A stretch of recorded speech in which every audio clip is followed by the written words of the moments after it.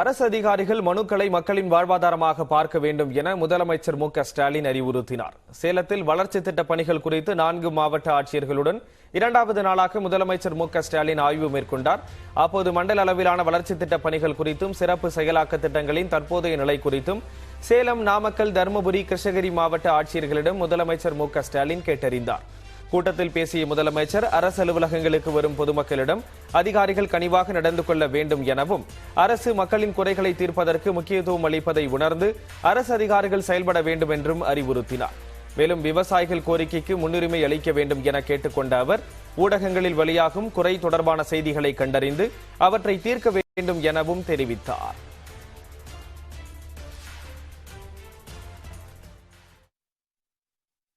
மக்கள் தங்களை குறைகளை, தேவைகளை அரசு தீர்த்திடும் என்ற நம்பிக்கையில் அவற்றையெல்லாம் மனுக்களாக நம்மிடத்திலே வழங்குகிறார்கள். அவற்றை நாம் வெறும் காகிதங்களாக பார்க்காமல் ஒருவரின் வாழ்வாக, எதிர்காலமாக கருதி பார்க்க வேண்டும். ஹரியானா மாநிலத்தைச் சேர்ந்த கும்பலே திருவண்ணாமலை ஏடிஎம் கொள்ளையில் ஈடுபட்டுள்ளது உறுதியாகியுள்ளதாக வடக்கு மண்டல காவல்துறை ஐஜி கண்ணன் தெரிவித்துள்ளார். கடந்த 12ஆம் தேதி திருவண்ணாமலையில் அடுத்தடுத்த 4 ஏடிஎம் மையங்களில் 72,50,000 ரூபாய் கொள்ளையடிக்கப்பட்டது. இந்த கொள்ளை சம்பவத்தில் ஈடுபட்ட கும்பல் குறித்து ஆந்திரா, கர்நாடகா உள்ளிட்ட அண்டை மாநிலங்களில் தனிப்படை போலீசார் தீவிர தேடுதல் வேட்டையில் ஈடுபட்டு வந்தனர். அதன்படி கர்நாடக மாநிலம் கோலார் தங்கவயல் பகுதியில் கொள்ளையர்களை தங்க வைத்ததாக ஒருவரை பிடித்து விசாரித்து வந்தனர். இது தொடர்பாக செய்தியாளர்களிடம் பேசிய ஐஜி கண்ணன் குற்றவாளிகள் குறித்த அறிவியல் பூர்வமான ஆதாரங்கள் கிடைத்துள்ளதாக தெரிவித்தார். கர்நாடக மாநிலம் கோலார் பகுதியில் 2, குஜராத் மாநிலம் வதோதராவில் 6 பேர், ஹரியானாவில் 2 என 10 பேரிடம் விசாரணை நடைபெற்று வருவதாக கூறியவர் விரைவில் குற்றவாளிகளின் புகைப்படங்களுடன் முழுமையான விவரங்கள் வெளியிடப்படும் எனவும் தெரிவித்தார். வடோதரா டிஸ்ட்ரிக்ட்ல குஜராத் ஸ்டேட்ல ஒரு டீம் இருக்காங்க. இன்னொரு team led by SP Tiruvannamalai is camping in Haryana. குஜராத்தில் வந்து SP Vellore Rajesh Kannan is camping and SP Tirupattur is camping in KGF. இந்த இன்வெஸ்டிகேஷன்ல என்ன தெரிஞ்சிருக்கு அப்படின்னா, இதுல ஹரியானாவை சேர்ந்த குற்றவாளிகள் வந்து இன்வால்வ் ஆகியிருக்கிறது. NLC நிறுவனத்திற்கு நிலம் கொடுத்தவர்களுக்கு மாற்று இடம் வழங்க லஞ்சம் கேட்கப்படுவதாக நியூஸ் 18 செய்தி வெளியிட்டிருந்ததன் எதிரொலியாக இவ்விவகாரத்தில் உரிய நடவடிக்கை எடுக்கப்படும் என மாவட்ட ஆட்சியர் உறுதியளித்துள்ளார். NLC நிறுவனத்திற்கு 2014ஆம் ஆண்டு நிலம் கொடுத்தவர்களுக்கு மாற்று இடமாக விருத்தாச்சலம் அருகே பாலக்கொள்ளை என்ற கிராமத்தில் 182 வீடுகள் கட்டப்பட்டன. ஆனால் வீடுகளை பெற ஒப்பந்ததாரர்கள் 1 லட்சம் ரூபாய் லஞ்சம் கேட்பதாக பாதிக்கப்பட்ட மக்கள் புகார் கூறினர். இது தொடர்பாக நியூஸ் 18 தமிழ்நாடு செய்தி வெளியிட்டிருந்தது. இந்நிலையில் வீடு விவகாரம் தொடர்பாக உரிய விசாரணை நடத்தி நிலம் கொடுத்தவர்களுக்கு வீடுகளை உடனடியாக வழங்க நடவடிக்கை எடுக்கப்படும் என கடலூர் மாவட்ட ஆட்சியர் பாலசுப்ரமணியம் உறுதியளித்துள்ளார். NLC நிர்வாகத்தோடு பேச்சுவார்த்தை நடத்த உள்ளதாகவும் அவர் தெரிவித்துள்ளார். ஈரோடு கிழக்கு தொகுதி இடைத்தேர்தலை நியாயமாகவும் நேர்மையாகவும் நடத்த அனைத்து நடவடிக்கைகளும் எடுக்கப்பட்டுள்ளதாக சென்னை உயர்நீதிமன்றத்தில் தேர்தல் ஆணையம் உறுதியளித்துள்ளது. இடைத்தேர்தலை நியாயமான முறையில் நடத்த தேர்தல் ஆணையத்துக்கு உத்தரவிடக் கோரி அதிமுக அமைப்பு செயலாளர் CV சண்முகம் தொடர்ந்த வழக்கு பொறுப்பு தலைமை நீதிபதி D. ராஜா, நீதிபதி T. வரத சக்கரவர்த்தி அமர்வு முன்பு விசாரணைக்கு வந்தது. அப்போது வாக்காளர் பட்டியல் முறைகேடு தொடர்பான குற்றச்சாட்டுக்கு விளக்கம் அளித்த தேர்தல் ஆணையம் தரப்பு இறந்தவர்கள், இரட்டை வாக்காளர்கள், இடம்பெயர்ந்தவர்களின் பெயர்கள் முழுமையாக நீக்கப்பட்டு விட்டதாக தெரிவித்தது. மேலும் தேர்தல் அலுவலகங்களே நேரடியாக வாக்காளர்கள் வீடுகளுக்கு சென்று பூத் ஸ்லிப் வழங்கி வருவதாகவும் பாதுகாப்பு பணியில் 409 CRPF வீரர்கள் ஈடுபடுத்தப்பட்டுள்ளதாகவும் குறிப்பிடப்பட்டது. மேலும் வாக்குப்பதிவின் போது கண்காணிப்பு கேமரா, வீடியோ பதிவு என அனைத்து நடவடிக்கைகளும் எடுக்கப்பட்டு வருவதாக தேர்தல் ஆணையம் தரப்பில் தெரிவிக்கப்பட்டது. இதனைத் தொடர்ந்து தேர்தல் தொடர்பாக எடுக்கப்பட்ட நடவடிக்கைகளை 20ஆம் தேதிக்குள் பதில் மனுவாக தாக்கல் செய்ய தேர்தல் ஆணையத்திற்கு நீதிபதிகள் உத்தரவிட்டனர்.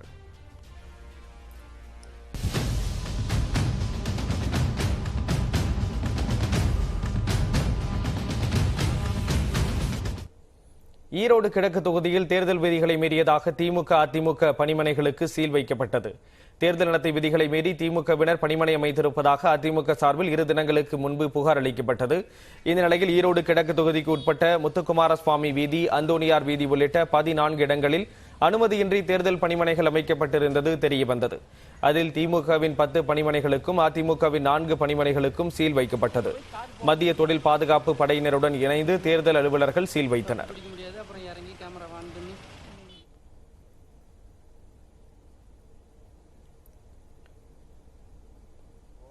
ஈரோடு கிழக்கு தொகுதியில் கை சின்னத்திற்கு ஒட்டகத்தில் சென்று வாக்கு சேகரித்த திருத்தணி திமுக எம்எல்ஏ சந்திரன் மீது உரிய நடவடிக்கை எடுக்கப்படும் என தேர்தல் அலுவலர் சிவக்குமார் தெரிவித்துள்ளார். ஈரோட்டில் செய்தியாளர்களிடம் பேசிய தேர்தல் அலுவலர் இவ்வாறு தெரிவித்தார்.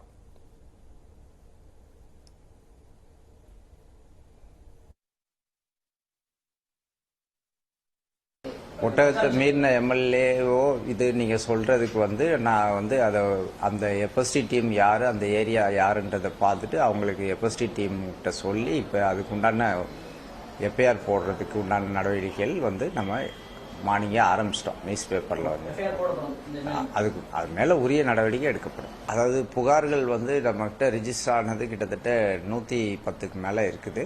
அதுக்கு எல்லாமே தொடர்ந்து நடவடிக்கை எடுக்கிறோம். ஈரோடு கிழக்கு ஆலமரமேடு பகுதியில் கை சின்னத்திற்கு ஆதரவாக அமைச்சர் பொன்முடி பரப்புரை மேற்கொண்டார். அப்போது அவர் நியூஸ் 18 தொலைக்காட்சி செய்தியாளருக்கு அளித்த பிரத்யேக பேட்டியில் அதிமுகவினருக்கு தோல்வி பயம் வந்துவிட்டதாகவும் ஈரோடு கிழக்கு தொகுதியில் அதிமுக வேட்பாளருக்கு டெபாசிட் கூட கிடைக்காது எனவும் தெரிவித்தார். அவங்க தோக்கிற பயம் வந்துடுச்சு, தோத்துருவோன்னு அவங்களுக்கு தெரிஞ்சு போச்சு. அதனால அப்புறமா எதனா காரணம் சொன்னோம்ல, அதை இப்போ சும்மா நாத்துக்கு சொல்ல ஆரம்பிச்சிருக்கிறாங்க. அவ்வளவுதானே தவிர நிச்சயமா இந்த தொகுதியை பொறுத்தவரையில் டெபாசிட் கூட கிடைக்காதுங்கிறது அவங்களுக்கே தெரியும். ஈரோடு கிழக்கு தொகுதி அதிமுக வேட்பாளர் தென்னரசுவை ஆதரித்து முன்னாள் அமைச்சர் ஆர்பி உதயகுமார் பிரச்சாரத்தில் ஈடுபட்டார். வீடு வீடாக சென்று வாக்காளர்களிடம் பூத்தட்டு, சந்தனம், குங்குமம் உள்ளிட்டவற்றை கொடுத்து ஆர்பி உதயகுமார் வாக்கு சேகரித்தார். இதனைத் தொடர்ந்து செய்தியாளர்களிடம் பேசிய அவர் திமுக அமைச்சர்கள் ஜனநாயக விரோத போக்கில் ஈடுபடுவதாக குற்றம் சாட்டினார். காற்றாற்று வெள்ளம் போல் கரை புரண்டு வருகிற அணியாய் அணிவகுத்து வருகிற வாக்காளர்களை தடுத்து நிறுத்துகிற முயற்சியிலே இன்றைக்கு திராவிட முன்னேற்ற கழகத்தினுடைய அமைச்சர்கள் ஈடுபட்டிருக்கிறார்கள் என்பதை நான் பகிரங்கமாக குற்றம் சாட்டுகிறேன். ஈரோடு கிழக்கு சட்டமன்ற தொகுதி இடைத்தேர்தலில் போட்டியிடும் தேமுதிக வேட்பாளர் ஆனந்தை ஆதரித்து தேமுதிக மாநில துணை செயலாளர் சுதீஷ் நேதாஜி தினசரி சந்தை வியாபாரிகளிடம் வாக்கு சேகரித்தார். அதன் பிறகு வாபுசி மைதானத்தில் நடைபயிற்சி மேற்கொண்டவர்களிடம் ஆதரவு திரட்டினார். தொடர்ந்து யோகா பயிற்சி செய்தவர்களுடன் இணைந்து சிங்கமுத்ரா யோகாசனம் செய்து முரசு சின்னத்திற்கு வாக்களிக்குமாறு கேட்டுக் கொண்டார். ஈரோடு கிழக்கு தொகுதியில் பரப்புரைக்கு செல்லும் முன் அனைவரிடமும் சொல்லிவிட்டுத்தான் செல்வேன் என்று முன்னாள் முதலமைச்சர் ஓ பன்னீர்செல்வம் தெரிவித்துள்ளார். சென்னை பசுமை வழிச்சாலையில் செய்தியாளர்களிடம் பேசிய அவர் இவ்வாறு கூறினார்.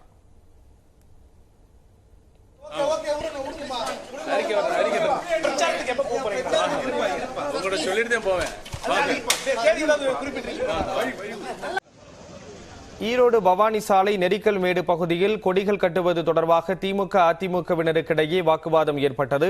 திமுக எம்பி கனிமொழி, எடப்பாடி பழனிசாமி ஆகியோர் ஈரோட்டில் பரப்புரை மேற்கொள்கின்றனர். முதலில் கனிமொழி பரப்புரை மேற்கொள்ள உள்ளதால் அவர் சென்ற பிறகு கொடிகளை கட்டிக் கொள்ளுமாறு அதிமுகவினரை போலீசார் அறிவுறுத்தினர். ஆனால் அதை ஏற்க மறுத்து அதிமுகவினர் கொடிகளை கட்டியதால் திமுகவினருக்கும் அதிமுகவினருக்கும் இடையே வாக்குவாதம் ஏற்பட்டது. இதனால் அப்பகுதியில் போலீசாரும் துப்பாக்கி ஏந்திய மத்திய தொழில் பாதுகாப்பு படையினரும் நிறுத்தப்பட்டுள்ளனர். ஈரோட்டில் இடைத்தேர்தல் நடைபெறும் போது முதலமைச்சர் மு.க. ஸ்டாலின் அண்டை மாவட்டத்தில் ஆய்வுக் கூட்டம் நடத்தியது தார்மீக அடிப்படையில் தவறு என முன்னாள் அமைச்சர் ஜெயக்குமார் குற்றம் சாட்டியுள்ளார். ஈரோட்டில் திமுகவினர் தேர்தல் விதிமீறல்களில் ஈடுபடுவதாக தலைமை தேர்தல் அதிகாரியிடம் புகார் அளித்த பின்னர் செய்தியாளர்களிடம் பேசிய அவர் இவ்வாறு தெரிவித்தார். முதலமைச்சர் பொறுத்தவரை இவ்வளவு காலம் ரிவ்யூ பண்ணாரா? இப்ப ஏன் போய் ரிவ்யூ பண்ணாத? ஒரு சேலத்துல உட்கார்ந்துக்கிட்டு அங்க என்ன தர்மபுரி, அதுக்கப்புறம் கிருஷ்ணகிரி, நாமக்கல், சேலம், இந்த 4 மாவட்ட ரிவ்யூ இன்னைக்கு பண்றாரு. அதுல உள்நோக்கம் என்ன? எஸ்பியும் கலெக்டரும் ப்ரெஷரைஸ் பண்றது. அதாவது என்ன சொல்றதா, ரிவ்யூ என்ற பேர்ல எல்லா ஆஃப் த ரெக்கார்டு எல்லாரையும் கூப்பிட்டு, அதாவது பணம் ஃப்ளோ, அதாவது ஈரோடுக்கு போற வழிகள் எல்லாமே, இதெல்லாம் ஈரோடு கிழக்கு சட்டமன்ற தொகுதிக்கு போற வழிகள் இது. இந்த வழியெல்லாம் எதுவும் அடைச்சிடாதீங்க. எங்க ஆளுங்க பணம் கொண்டு போவாங்க, எங்க ஆளுங்க திமுக ஆளுங்க பணம் கொண்டு போவாங்க. அதை நீங்க தடுக்கக்கூடாது.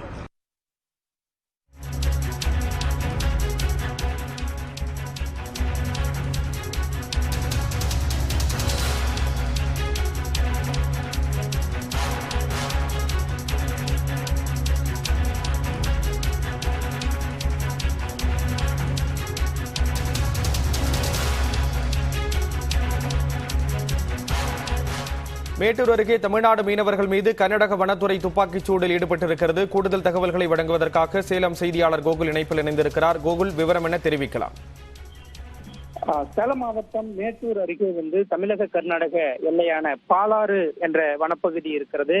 இந்த வனப்பகுதியை ஒட்டி இருக்கக்கூடிய அந்த கிராம பகுதி மக்கள் காவிரியும் பாலாறும் கலக்கக்கூடிய அந்த ஆற்றில் பரிசலில் சென்று மீன் பிடித்து வருவதை தொழிலாக கொண்டு சிலர் இருக்கிறார்கள். அவ்வாறு செவ்வாய்க்கிழமை பரிசல்களில் சென்று அந்த பாலாற்றில் மீன் பிடிக்கும் பணியில் ஈடுபட்டிருந்திருக்கிறார்கள். அப்பொழுது அந்த எல்லையில் கர்நாடக எல்லை பகுதியில் சென்று மீன் பிடித்ததாக தெரிகிறது. இதனையடுத்து கர்நாடக வனத்துறையினர் அவ்வழியாக வந்த வனத்துறையினர் எல்லை தாண்டி வந்த மீனவர்கள் மீது துப்பாக்கி சூடு நடத்தியுள்ளார்கள். இதனால் அங்கிருந்த மீனவர்கள் அனைவரும் தப்பி ஓடிவிட்டதாக தெரிகிறது. இதில் அதாவது மேட்டூர் அருகே இருக்கக்கூடிய கோவிந்தபாடி என்ற பகுதியை சார்ந்த காரபடையான் என்கிற ராஜா என்பவர் ஒருவர் மட்டும் காணவில்லை. எனவே இந்த துப்பாக்கி சூட்டில் அவர் இறந்திருக்கலாம் என அந்த பகுதி கிராம மக்கள் அந்த இடத்தில் தற்பொழுது தேடி வருகிறார்கள். அதே போல நேற்று மாலையே கர்நாடக போலீசாரும் அந்த பாலாற்றில் அந்த இடத்தில் ஏதேனும் துப்பாக்கி சூட்டில் உயிரிழந்தார்களா, உடல்கள் ஏதேனும் இருக்கிறதா என்று தேடி சென்றதாக கூறப்படுகிறது. இந்த நிலையில் அந்த கிராம மக்களும் ராஜா இந்த துப்பாக்கி சூட்டில் பலியாகி இருக்கலாம் என்று சந்தேகப்படுகிறார்கள்.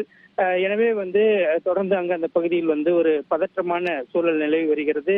இதனால் கர்நாடக போலீசாரும் அந்த பகுதியில் தற்பொழுது பாதுகாப்புக்கு போடப்பட்டுள்ளது. ஸ்ரீராம், தகவல்களை வழங்கியதற்கு நன்றி கோகுல்.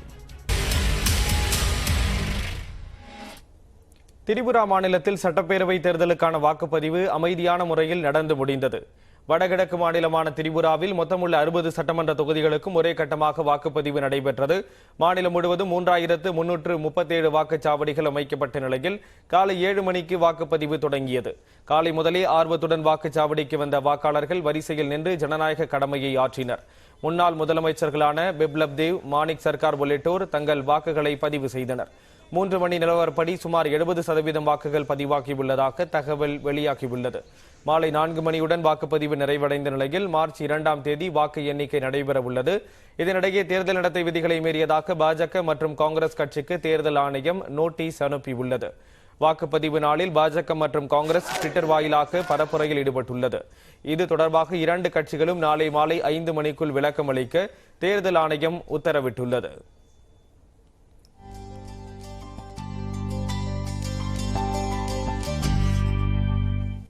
அடுத்ததாக நம்ம ஊர் செய்திகளை பார்க்கலாம். திருநெல்வேலி அரசு சித்த மருத்துவக் கல்லூரி மருத்துவமனை பயிற்சி மருத்துவர்கள் 3 மாதமாக ஊக்கத்தொகை வழங்கவில்லை என்று கூறி 4வது நாளாக போராட்டத்தில் ஈடுபட்டனர். பயிற்சி மருத்துவர்கள் 90க்கும் மேற்பட்டோருக்கு ஊக்கத்தொகையாக அரசு சார்பில் வழங்க வேண்டிய 75,000 ரூபாயை வழங்கவில்லை என்று கூறப்படுகிறது. இதனை கண்டித்து அவர்கள் கல்லூரி முதல்வர் அலுவலகம் முன்பு போராட்டத்தில் ஈடுபட்டனர். திருவள்ளூர் மாவட்டம் திருத்தணி அருகே விவசாய கிணற்றில் விழுந்த பசுமாடு உயிருடன் மீட்கப்பட்டது. சின்ன கடம்பூரில் மணி என்பவருக்கு சொந்தமான பசுமாடு உமாபதி என்பவருக்கு சொந்தமான விவசாய கிணற்றில் தவறி விழுந்தது. இதுகுறித்து தகவல் அறிந்து வந்த தீயணைப்பு வீரர்கள் 2 மணி நேரம் போராடி அந்த மாட்டை மீட்டனர்.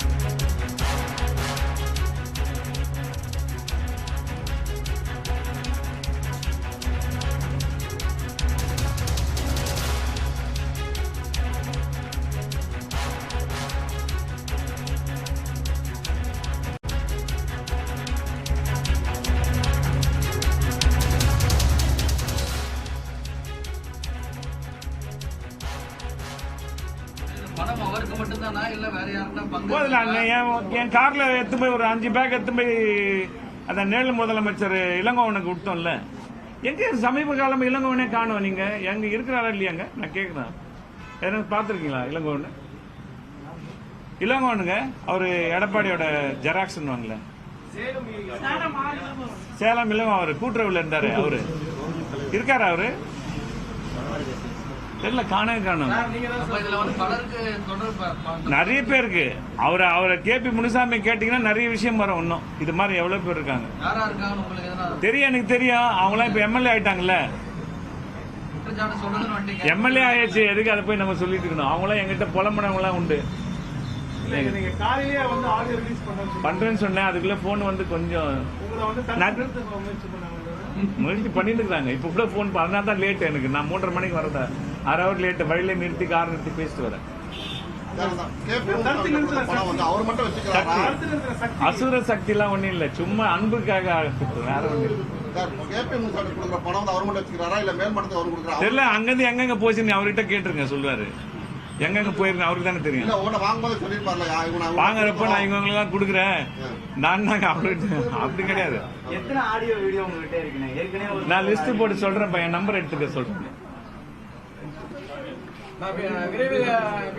2 நாள்ல வீடியோ. அது வந்து மிகப்பெரிய அவருக்கு பின்னாடி சந்திப்பார். அப்புறம் அதனால ஒழுங்கா வாய மூடிட்டு வாங்கின காசுக்கு ஒழுங்கா வெள்ளை அடிச்சுட்டு ஒழுங்கா இருக்கு சொல்லுங்க. அவ்வளவுதான், வேற எதுவும் சொல்லல. இடைத்தேர்தல் நடக்கிற நேரத்தில் இது மாதிரி ஆடியோ வீடியோ வெளியிடறதுனால அதிமுக தொண்டர்கள் வந்து மேலும் கோபம் அடைஞ்சு மாற்று கட்சிக்கு வாக்களிக்கக்கூடிய வாய்ப்பே கிடையாது. அது கரெக்டா தான் இருக்காங்க. தொண்டர்கள் தான் ஐயா கிட்ட தான் இருக்காங்க.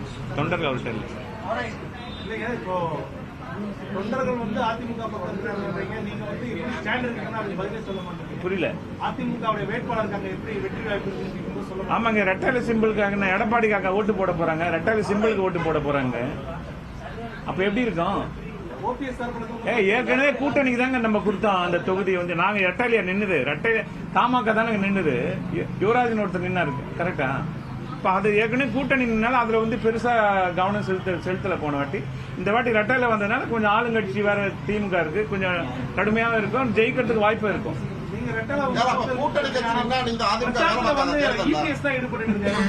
ஏங்க இபிஎஸ்க்கு தரக்கு இடைக்கால பொய்ச்சாளர் அங்கீகரிச்சாங்களா தேர்தல் ஆணையம்? ஒருங்கிணைப்பாளர் என்னங்க அதுதானுங்க அங்கீகரிச்சிருக்கு. இப்ப 2 பேருக்கு ஒரு இஷ்யூ நடுப்புற யாரா மிடிலா இருப்பாருன்னு பார்த்தாக்கா தமிழ் மகன் உசேன் இருப்பாருன்னு கொடுத்தாங்க. தமிழ் மகன் உசேன் எங்க ஒரு தலைபட்சம் எடப்பாடியோட கைப்பாவையா தானே இருக்காரு அவரு.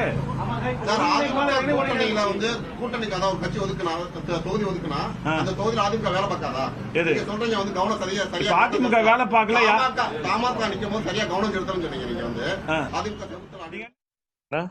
சொல்லுமா. ஒண்ணு இல்லண்ணா, இப்போ ஒரு 50 ரெடி பண்ணிருக்கேண்ணா. பேலன்ஸ் வந்து ஒரு அதான் மதியத்துக்குள்ள எதனா ஐடியா பண்ணிட்டு இது பண்றேன்னா இது சரி. ஆமா, இது எப்படி நான் வரணும்னா இப்போ அண்ணா ₹1 இப்போ எவ்வளவு மதியத்துக்குள்ள எவ்வளவு? இப்போ ஒரு 11 மணிக்குள்ள 50 ரூபா ரெடி பண்ணிடுறேண்ணா.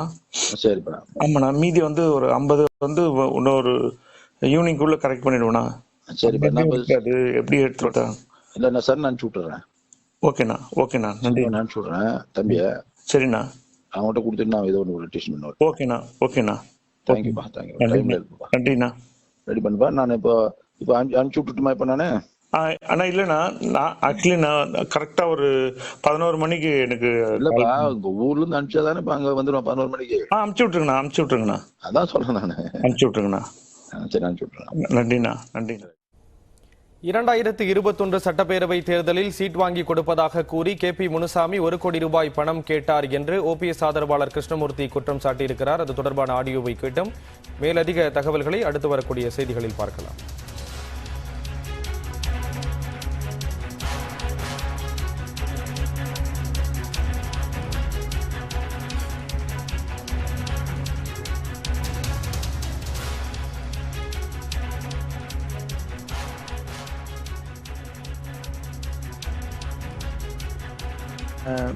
பேசினேண்ணே என்னங்கிட்ட.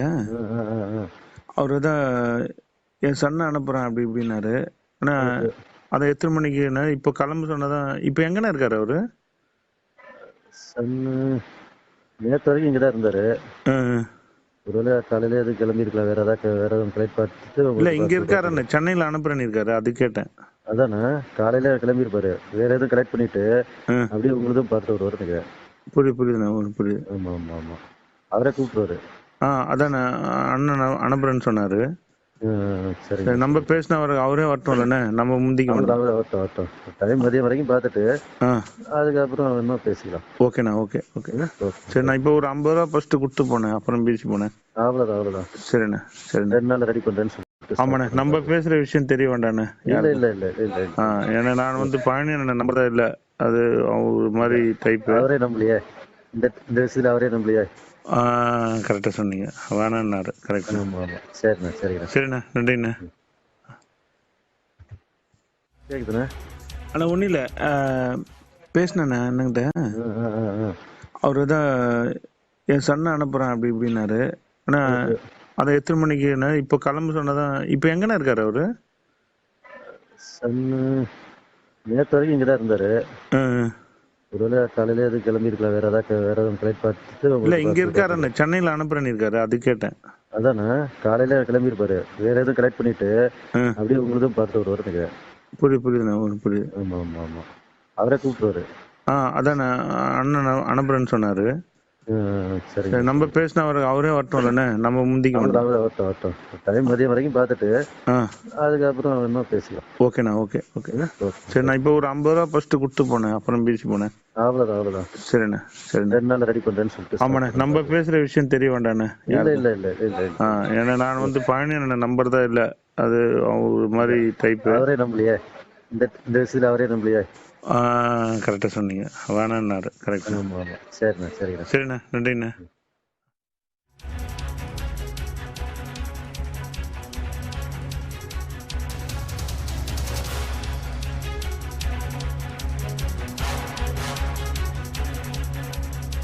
இரண்டாயிரத்து 21 சட்டப்பேரவை தேர்தலில் சீட் வாங்கி கொடுப்பதாக கூறி KP முனுசாமி 1 கோடி ரூபாய் பணம் கேட்டார் என்ற குற்றச்சாட்டு முன்வைக்கப்பட்டிருக்கிறது.